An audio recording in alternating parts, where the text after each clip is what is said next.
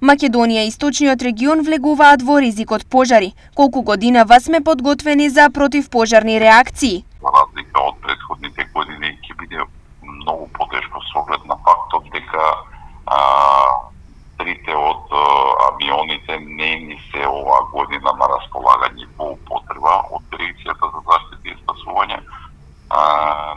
Проблемот е со немање на пилоти, тоа го знаат сите, неколку пати досега го говориме. Што во ваква ситуација и ваков вид на превентива треба да се подготви? Што е многу значено во овој момент е со оглед на расположивите капацитети и ресурси кои ги имаме за справување, едноставно да апелираме кон населението, кон луѓето, кон граѓаните, да се однесуваат внимателно кон природата. Тоа е најбитната работа.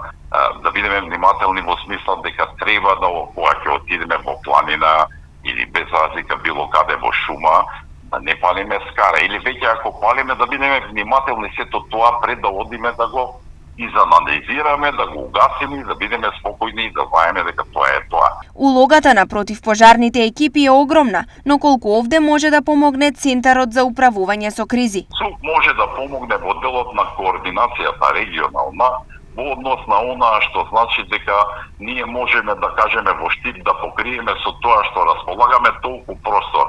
ЦУК може да искоординира, да побара првите блиски територијално противпожарни единици да дојдат во подршка и помош. Македонија има хроничен проблем со справувањето со пожарите, но кулминација е фактот што набавените трактори сега нема кој да ги управува, а од македонски шуми рекоа дека немаат пари ниту за гориво.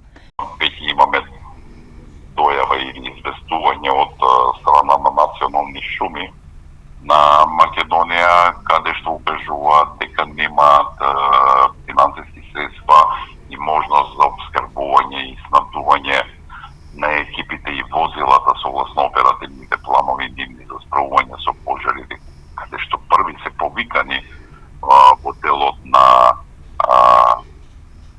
дејството на пожарите, ќе немаат средства и можности да реагираат